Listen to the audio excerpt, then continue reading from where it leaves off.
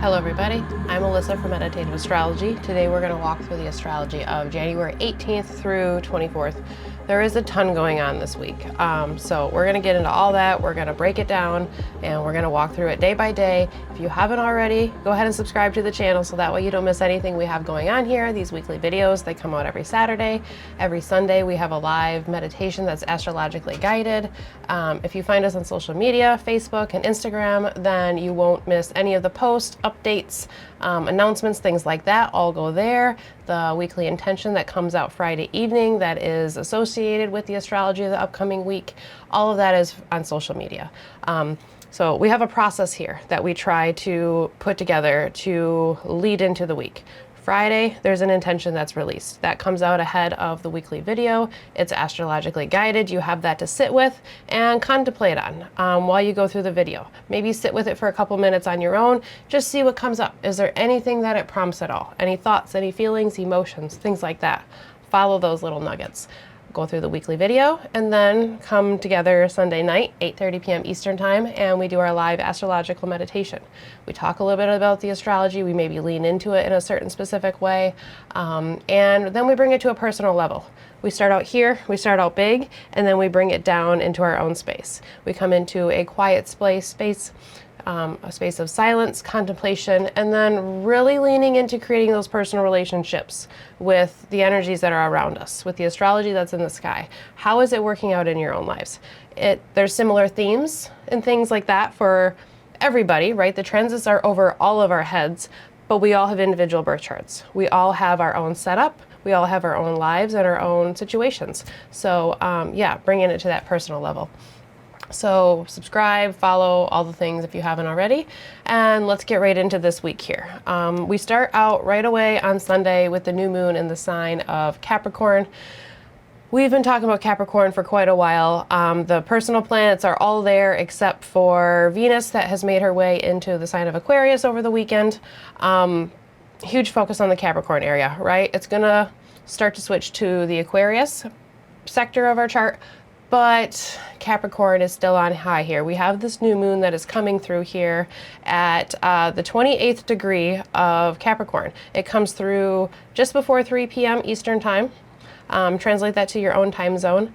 So this new moon here has several aspects that are going on along with it. So if I go ahead and put the chart up here so that way you can see it, I'm going to go ahead and just roll this forward to closer to the new moon here, so we can get a little bit closer, and then we're just gonna back up a touch here.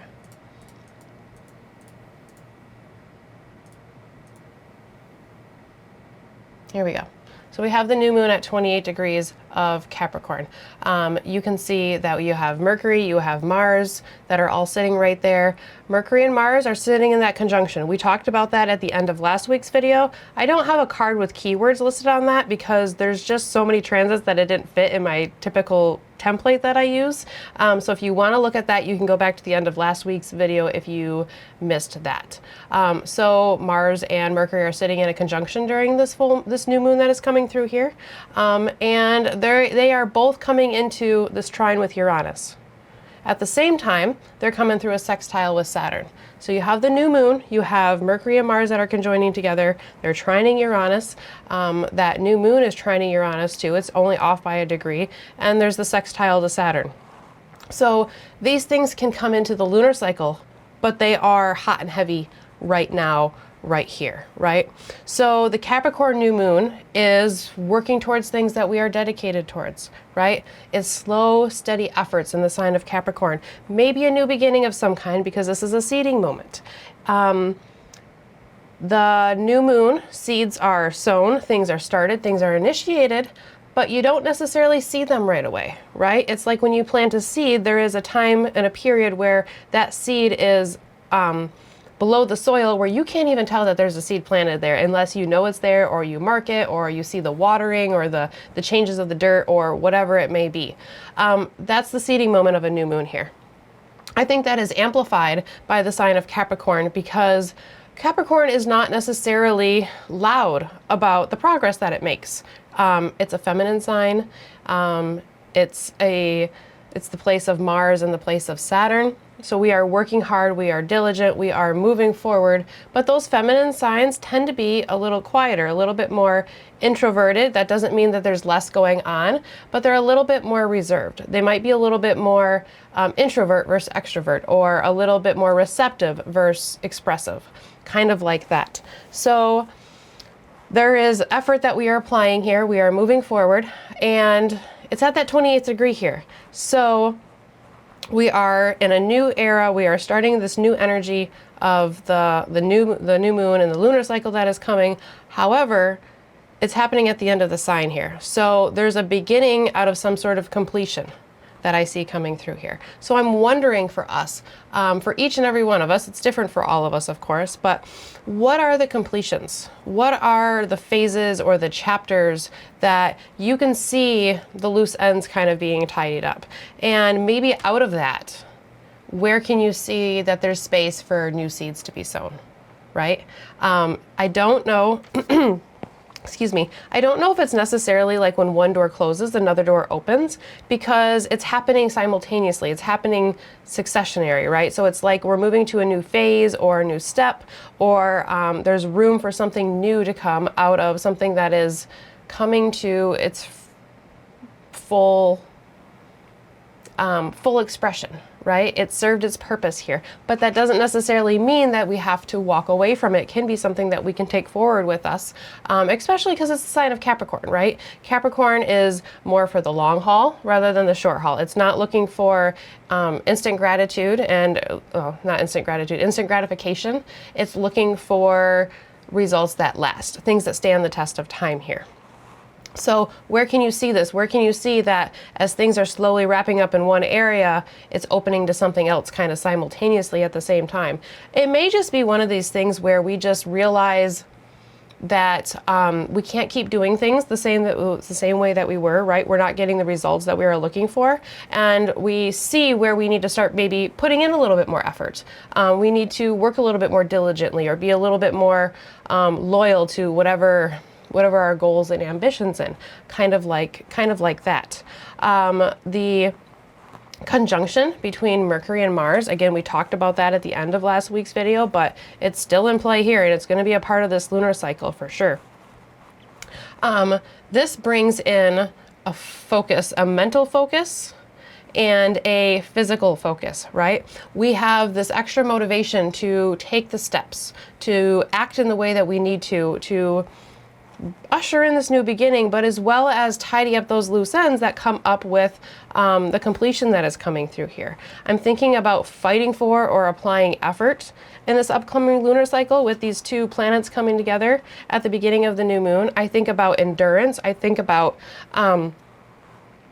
a slow, steady, paced action, but also an agility, an ability to move agile and to change swiftly at the same time. It really is an interesting combination, because when you think about Saturn and you think about Capricorn, we think about Saturn because it's the ruler of Capricorn, right?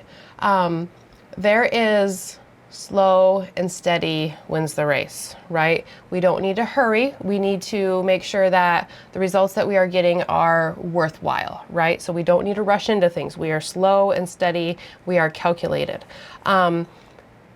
Mars and Mercury is very calculated, very determined, and very focused, but it's also very agile at the same time. I think about like a sports player, like a basketball player that's able to switch positions and, switch directions on the court very quickly, but they're very determined and they're very focused on their goal and, getting to the basket or whatever it is that they're, the space that they're trying to get into here.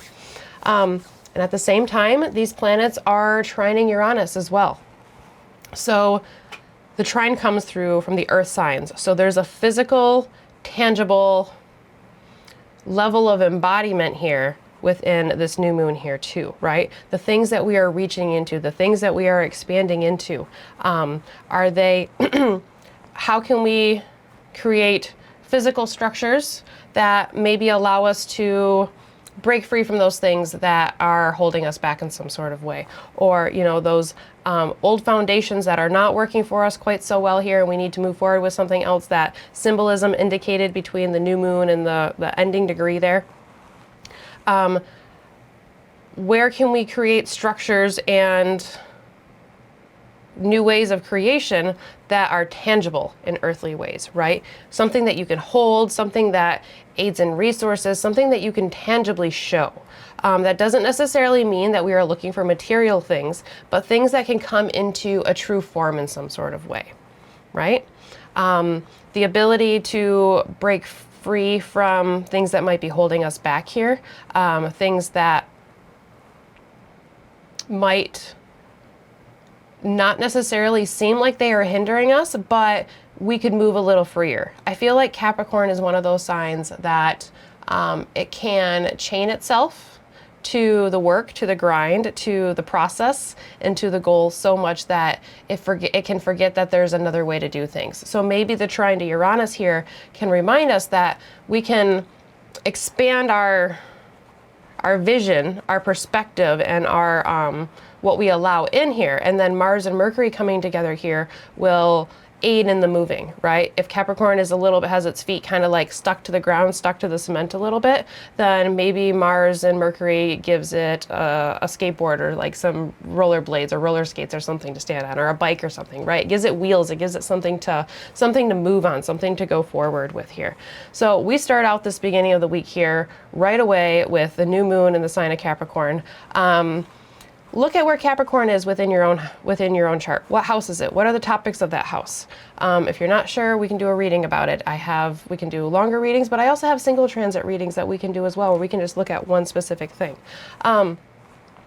But where do you see things that are wrapping up, things that maybe cycles or patterns or habits or goals that maybe are fading away because it just feels like they don't have, it's not the space for them anymore for whatever reason, whether it's because it's something we need to release and let go of, whether it's something that's holding us back, or it's just this phase is done, this chapter is done, and we're turning to the next page and we're moving forward.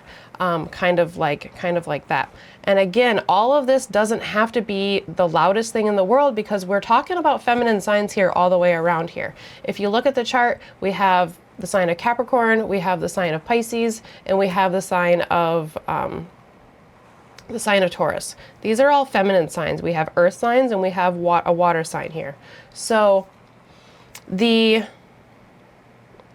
receptivity and the ability to pull things in, right, and then be able to distribute them, we can find within the feminine signs here. So that can be playing a little bit of a role here for all of us as well. That's Sunday. And then if we go ahead and move forward into Monday here, we get a ton of aspects that are happening here. So on Monday, I did not put the lunar aspect. I usually put the first card at the very top here is usually like the moon placement, and the lunar transits. The moon is going to be in the sign of Aquarius all day, and there's no major lunar aspects here.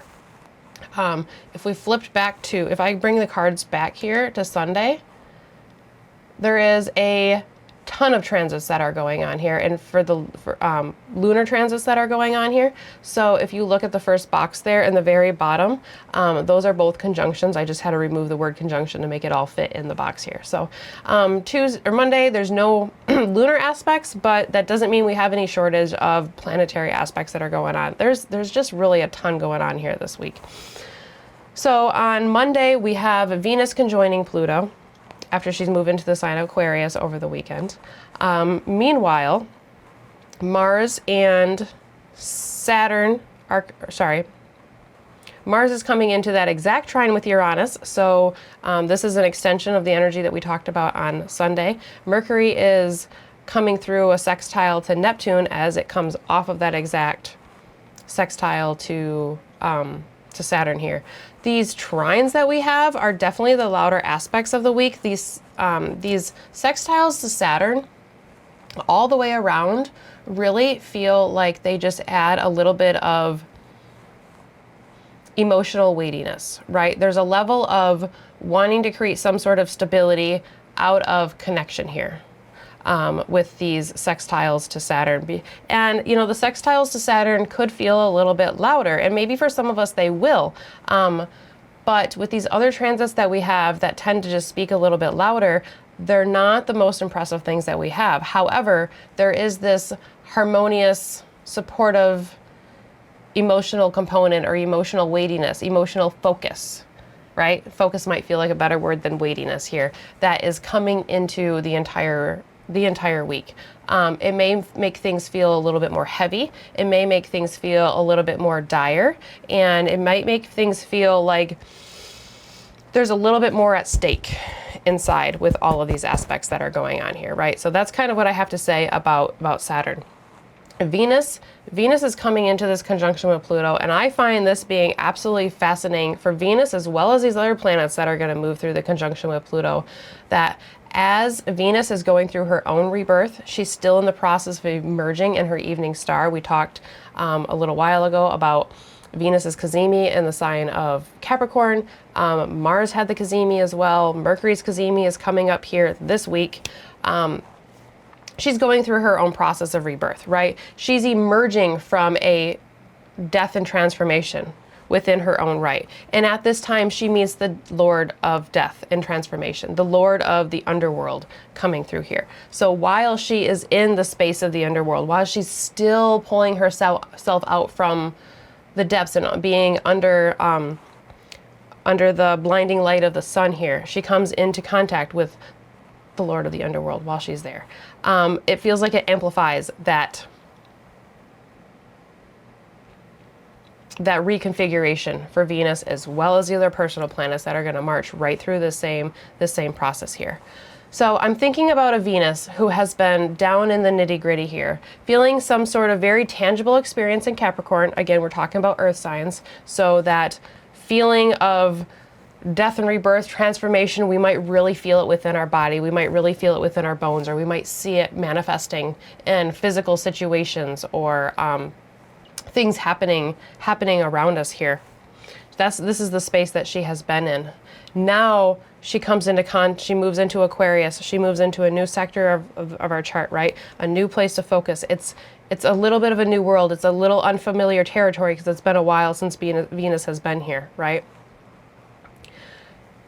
These experiences and the rebirth that she had in the sign of Capricorn, there is a way in which she is in the process of rising up. But in order to rise up, you have to kind of go to the bottom, right? So if you think about the planets as like traveling through hills and valleys, like when they are fully visible, then we're at the top of the hill, right? Where they are not under the control of the sun and they're not under the influence of the sun, but then they start to go down the hill and then they come down into a valley. That valley can be like the Cazimi moment in the conjunction with the sun. Then they slowly start to climb up, right? Venus is just barely starting to make that climb up. So she's, in a way, she's just slightly above the lowest point where she's been, right? The lowest point does not mean necessarily a bad thing. It just means that she's at a point where she can start over. But once you reach the bottom, once you reach a purging, once you reach a cleansing or a clearing, you can't go any further down from that, right? You could maybe go further down if you start talking about negative connotations, but really once you are cleansed, once you are purged, once there's a purification that happens here, there's nowhere to go but up, right? So I'm picturing a character, I'm picturing a Venus who is crawling up from the hardship, crawling up from a place where she is blinded. She knows she has been purged and cleansed of whatever it is that she needed to be rid of, whatever needed to fall away. And this can be part of the completions that come through with the new moon in the sign of Capricorn at 28 degrees there. But once you reach that bottom and you start to crawl up from this lower level, right? From the hardship, from the bottom here, then there's this maybe a desperation or a dire need to find the strength to keep going up, right? To keep climbing up the hill. I know that this is the direction I need to be going, but I feel weak. I feel tired. I have been through a process. There has been a lot that has went on here for Venus, right? And you can take that all the way back to the grand water trines. You guys are gonna be so sick and tired of me talking about the grand water trines by the time we actually, whatever we get out of all of that, maybe once I don't know, maybe once Jupiter moves into the sign of Leo. That's a ways away yet. So she's crawling up from this place, right? She's looking for a strength. She's in a dire situation where she knows that she is moving up, but she comes across Pluto, who can be empowering, can be possessive, can make her feel like there is a strength that comes up from the depths, right? A deep-seated power. It can come with a very cathartic purging along with it, right? It can be a deeply transformative moment that can feel empowering, but can also feel disempowering too. And that comes from the two sides of one coin here. So if you have a connection with Pluto that can feel deeply empowering and feel very possessive and feel like we have strength that is coming up from within us, then the other side is whoever is on the receiving end of that. So it could potentially, in a more shadow possibility, there could be an oppression or the one that is being possessed, right? So then you feel like you are held down or you are pinned down in some sort of way here. But this cathartic purging that can come can just be the I'm done, the deep release that can lead possibly to the strength, right? Like, I have been down to the bottom. I have seen the path that I am going on, but I am absolutely done with whatever's pulling me down, right? I'm going to let that go. I'm going to release that there. And it's all related to Venus. So desires, love, relationships, some very powerful realizations of where she is going, perhaps. Again, she's emerging as the evening star. So she's still under those beams. So things might not quite be so clear. The evening star phase for these planets means that they have gained some experience. They've gained some knowledge and wisdom through what they've been through, right? What they've experienced and the things that have come into their realm here. So this is a Venus who has been through some things, although she's starting a new process. Sounds a whole lot like the new moon that we had coming through here earlier this week, right? This can be very empowering for some of us that feel like we need that oomph to move forward here. Along with Mars and Mercury at the very beginning of the week here, these can be energies that make us feel like there's a momentum that is building, right? We are pushing forward even if we don't know exactly what we are pushing forward for or what we are pushing forward to. And then you have the trine coming through with Mars here to Uranus this on this day exact. So maybe there's some sort of destabilizing action, right? Maybe it has to do with the purging that comes up, the purification that comes up, because it's almost like Venus is doubled, and these other planets that are going to move across it, but at the moment it's almost like Venus is doubling down on this transformation, right? She had this reset in the sign of Capricorn. Now she's moved on to the next sign. She's coming into contact with Pluto. So now there's this deep-seated transformation of some sort. There's a power that we can feel building, and it's starting to bubble up from underneath in some sort of way. I'm wondering about a simultaneous expansion,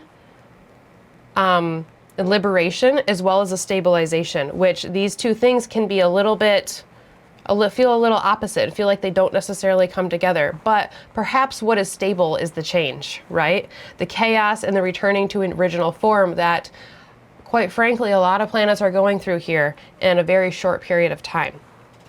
So even just realizing that the stability is the change, right? Then maybe that allows us to embody the change a little bit more and bring it in. And then where can we go with it, right? If we're not resisting anymore, then what can show up there if we keep moving forward that way? So again, the week just keeps going with a bang here. We're gonna go ahead and move forward into Tuesday here. We have ingresses. The sun's going to move into the sign of Aquarius. Mercury is going to move into the sign of Aquarius. That means that these two planets are getting ready to conjoin Pluto as well. As soon as they move in, they're in the engagement range. So they're going to start to feel this Plutonian effect as well. When the sun enters Aquarius, it's going to be moving into Saturn's other sign, right? So Capricorn and Aquarius are both ruled by Saturn. We already mentioned that. In the sign of Aquarius, there is a universal, idealistic, big picture view. Think of that 1,000-foot view, right? It's an air sign. Air signs tend to be a little bit detached. They're able to separate themselves from emotions at time. And they can also kind of get caught up in their head, right? There's a lot of emotion, there's a lot of mental things that are going on in the sign of Aquarius. There's a lot of thoughts, there's a lot that we're processing, but there's a lot of visionary and idealistic processes that are going on, right? Aquarius very much is about systems and how they function in the ideal form. So holding on to old systems or creating new ones, depending on where we feel the idealistic, the ideal pattern and structure can show up for us. So we can stick very rigidly to holding on to old forms and structures. This way works, there's no reason to change it. Or we are overthrowing the old structures. These no longer work. We have outgrown these views, we have outgrown these systems and these structures. It is time to throw that out and bring in a new one, right? Both of those are very Saturnian and can be very rigid within its own space. Mercury enters the sign of Aquarius, and mentally we enter the Aquarian space within our chart. This is, again, these ingresses are increasing the focus on the Aquarius sector of our chart here. So look at Capricorn, look at Aquarius, look at those houses, and see how they're intertwined. They're houses that are next to each other, so they have different significations, but there's ways that they all relate to each other when they are adjacent to each other as well. There is this interesting dichotomy between planets that are next to each other where they have a connection between them and there is a flow as we move around the circle of the chart, but they also cannot see each other. There's no aspects, right? So they're in aversion to each other. So there's a way in which they flow together, but they can't necessarily communicate with each other. So that's just something for you to think on and meditate and just kind of contemplate on these two areas in your life and how are they working together, but how is there a flow between them, but how can you see that there's a little bit of a disconnect, and kind of roll with that a little bit, see where you get with that. Mercury in Aquarius, I'm thinking about discussions of the future. Again, thinking about those idealistic structures and having conversations about it. Where can we go from here? Do we need to go anywhere else? Or is where we are just fine? What is the path? Is the path sticking to where we are? Or is it veering off and finding a different path, a different trail that might lead us to something else, right? Kind of like that. Big picture questions and kind of that galaxy brain. Again, you have that 1,000-foot view in the sign of Aquarius. Really, you can have that detachment and that big picture view, that wider view with all of the air signs, but really with Aquarius, because I think about Saturn, you think about how Saturn is on the boundary of the visible planets, right? It's the farthest out between what you can see with the naked eye and what is just beyond. So when you think about the Saturn signs, it's the space we feel like we can reach, but then how can we reach beyond, right? How can we move beyond where we're at? So in Capricorn, it's goals, it's ambitions, it's physical, earthly, tangible things. In the sign of Aquarius, it's airy things, it's communicative things, it's ideal things, it's ideas, thoughts, and opinions, and things that are going on here in the mental sphere. It's conversations that we are having. And then the things that come from that. So really the focus for Tuesday is the ingresses that we have going on here. We're going to go ahead and roll forward into Wednesday. And again, it just keeps going. Here we have the Mercury Cazimi that comes through. So let's go ahead and throw the chart up here a minute so that way we can just kind of catch up. I think the visual helps. If it's overwhelming, look away. I say the same thing when we do live meditations. So I'm going to go ahead and roll this through to Wednesday, and we're looking in the morning. So the time of the Cazimi is 10:22 a.m. Eastern Time. Again, go ahead and translate that to your own time zone. And we're just going to back this up some here. All right. Sun and Mercury conjoining at 1 degree of Aquarius. So if you have early degree placements, look at the transit that is happening there, and then you can pull that in here as well. This is a resetting moment for Mercury, a phasal or a cycle change, right? Anytime a planet comes into contact with the sun, we've already had Venus, we've already had Mars, and now it's Mercury's turn to have this resetting moment. So it resets our mental sphere. It's at that early degree, so we are stepping into the new territory of the sign, similar to when Venus moved into Aquarius. There's new experiences, it's the new sector of our chart and of our lives, and it's symbolic of these new horizons at 1 degree. New horizons, fresh experiences, and perspectives that are coming through. Maybe new conversations. It's Mercury, which is the planet of communications and words, thoughts, opinions, and how we communicate. But it's also now in an air sign. So it might find it a little bit easier to talk about things. Maybe we're gonna, maybe we have new ideas that pop into our head, right? Maybe there's new conversations or new ideas or new ideals that are seated here in some sort of way. It's in the engagement with Pluto. Like we mentioned, all these planets are going to march across this conjunction with Pluto. So it can be very deep reaching as this Cazimi comes through here.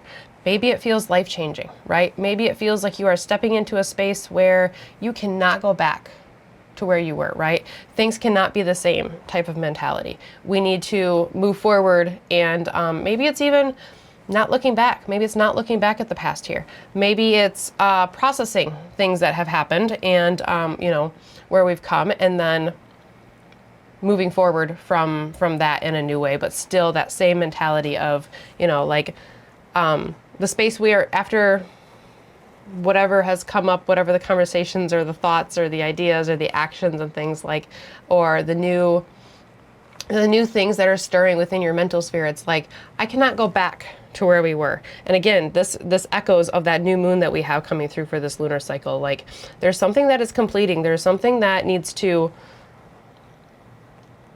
or something that is, there is something that is coming to a completion, right? We can honor it. We can love it. We can express whatever it is we need to express around it, but it's time for something new. It's time to move forward in a new way. And again, we might feel like we're kind of pushed into that with all of these aspects that we have going on this week. So Mercury gets its resetting moment Wednesday, January 21st. Again, that's 10:22 a.m. Eastern time. All right, let's get right back to it here so we can keep on rolling through, everybody. And then we're almost there. We're making it to Thursday. Like I said, there's just a ton of aspects going on here. Thursday, the moon's in the sign of Pisces, and it doesn't make any exact lunar aspects. Again, when I look at the lunar aspects, I'm looking at the conjunctions, I'm looking at the oppositions, and I'm looking at the squares. When I look at planetary aspects, we're going to go ahead and throw in the sextiles and the trines. So some of the more minor aspects that may be happening, I don't necessarily cover those because they don't always show up as consistently for everybody, or they can be a little harder to pinpoint as well. So here we have Mercury's going to conjoin Pluto just after that Cazimi moment. At the same time, Mars is sextiling Neptune here. So just as Venus, Mercury is in that transformational process, but it's even closer. It just happened the day before, right? Mercury's moving quickly, so it moves from 1 degree to 2 degrees to 3 degrees here pretty quickly. Like literally the conjunction and the Cazimi moment just happened here. So Mercury resets. Mercury goes through that moment of insights and enlightenment and maybe an understanding of some kind, right? As planets get closer to the sun and they're under the beams of the sun, things can get a little cloudy, things can get a little foggy. But then when the Cazimi moment comes, it's like that planet puts on the sunglasses and it can see what's around, right? It can see now that what's going on in the sunlight, in the daylight here. So the things that we see starting and initiating, and then the conjunction with Pluto that comes through here. Mental fortitude and deep conversations. I'm thinking about deep thinking around the direction that we are going, right? This one might really pull in that mental empowerment, stamina, and endurance here with this conjunction coming just off of the Cazimi moment, which is an empowering moment, right? It's an enlightening moment for the planet when it's been in a weakened condition here. Mars sextiling Neptune. Again, the sextiles can be a little bit subtle here, but this subtle desire to fight for what we believe in, even if it's not loud and extroverted. Again, we're talking about these feminine signs, right? So receptive of what is going on around us because of the feminine sign energy that we have. And there is a lot around, right? There's a lot of transits going on here this week. There's a whole lot going on probably in all of our lives, and there's a whole lot going on in the world right now. So things might really start to be brought in, and in that cathartic moment, you know, things can feel really weighty, really heavy. There's an empowerment with Pluto, but there's also a heaviness and a weightiness. So mental fortitude, mental empowerment, and stamina, yes, but mental overload at the same time here, right?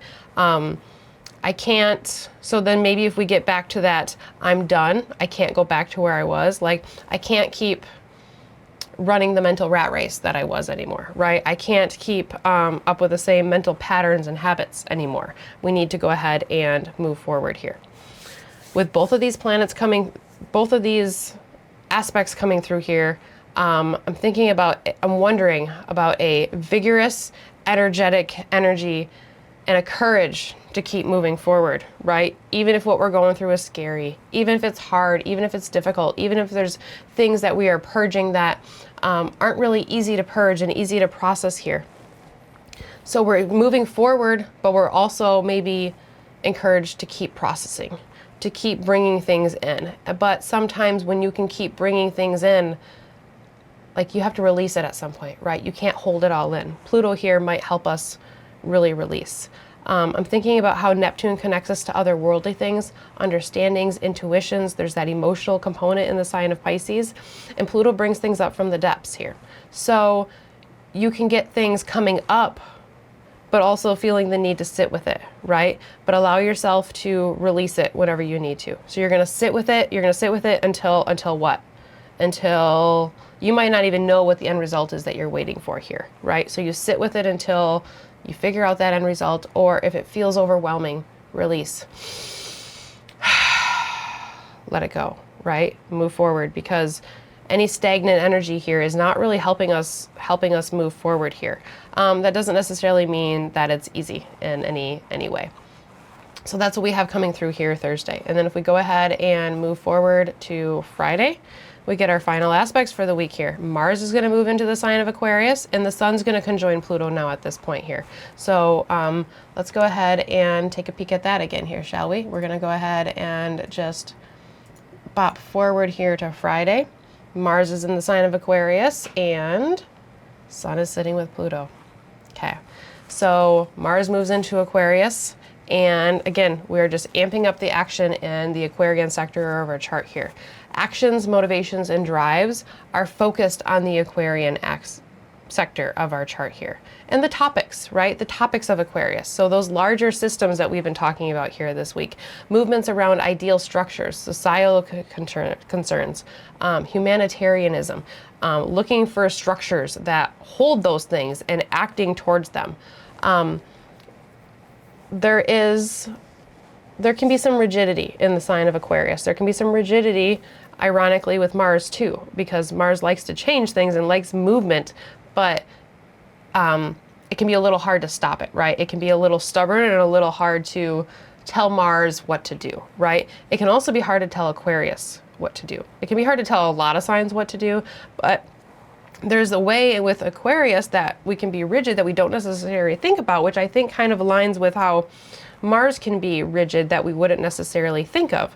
So we don't always think of rigid with Aquarius because it can be quirky, it can be eccentric, it can be very unconventional, right? But it's still Saturn. So there's still hard lines. There's still black and white in the sign of Aquarius. When you think of Saturn signs, think of Capricorn, think of Aquarius, think of Libra, right? Think of those black and white, the hard yeses and the hard no's that can come through here.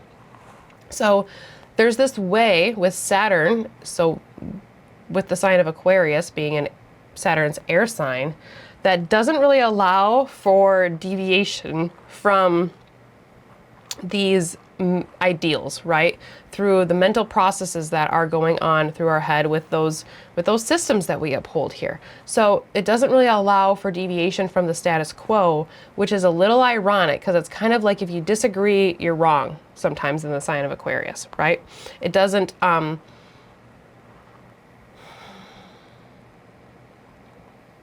Aquarius doesn't focus so much on the individual. That would be the sun sign. That would be Leo, which is in opposition to it. So if we look at how Aquarius is in the 11th house in this chart, if you look directly opposite of that in the 5th house, you'll see the sun.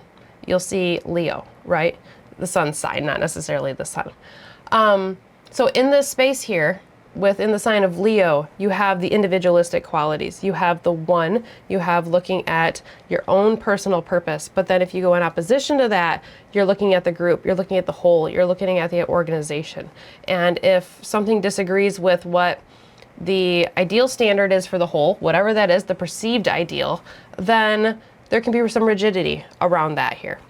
Mars has the same way. If you're not with me, you're against me type of energy. It can be a little bit like that.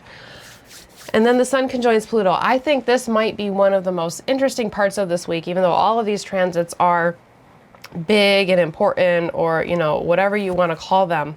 But I think it's interesting that the sun is going through its own personal, it's almost like the sun is going through its own personal resetting after it has went through and reset all the personal planets. Again, Mercury, Venus, Mars have all come into the conjunction with the sun, right? So it's like that solar sun has reset all of these planets.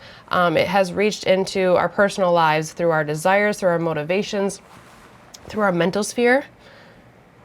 But now it's going to go through its own reset. So what does that mean for you, right? The self is up for review. In regards, the self is up for review and for transformations with a conjunction with Pluto here. The self, the soul, the life path, the purpose, the one, the individual, up for review.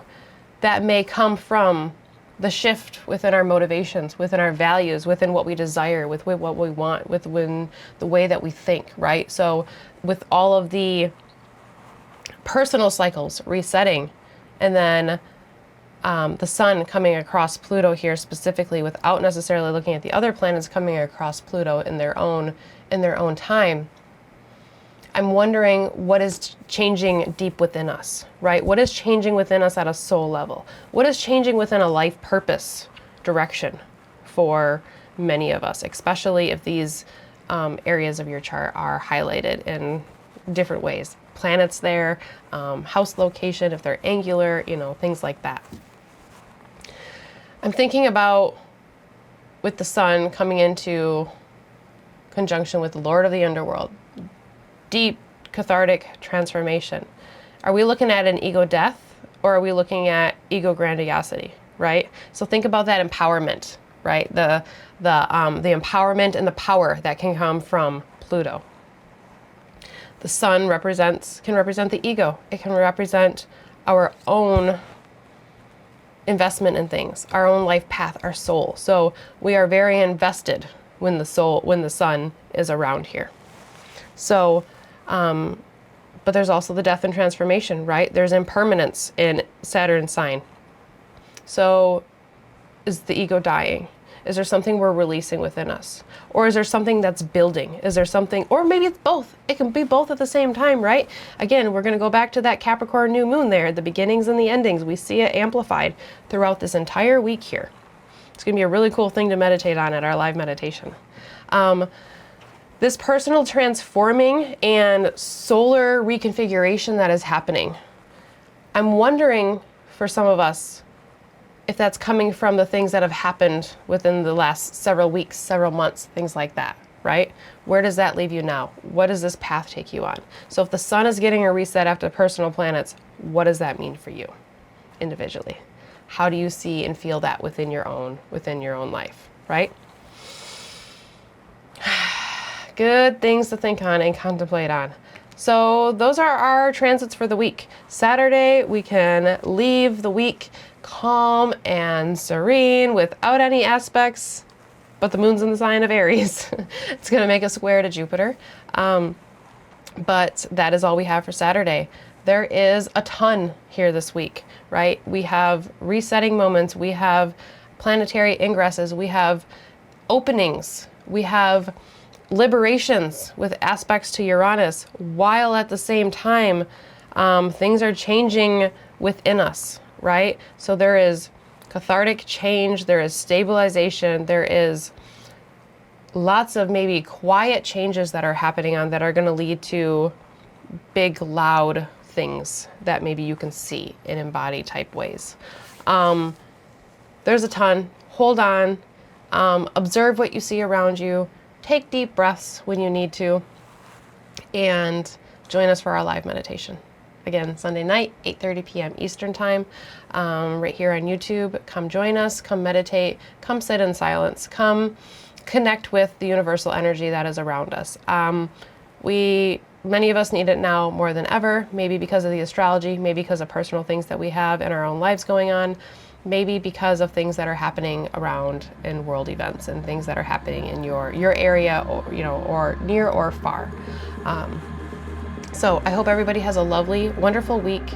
I hope you can find some interesting nuggets from the astrology that you see in your life, and I will see you back here next week. Take care, have a great week, and remember to breathe. All right, take care, goodbye, and I will see you next week.